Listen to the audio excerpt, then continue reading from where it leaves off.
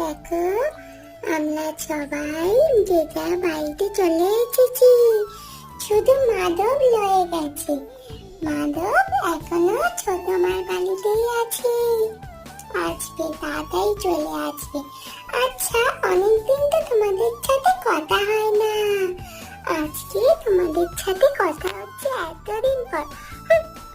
তোমরা না আমার কথা তো ভাবোইনি, আমাদের সাথে যে তোমাদের কথা হয়নি সেটা তো কেউ ভাবোইনি, কেউ একবারও বলোইনি।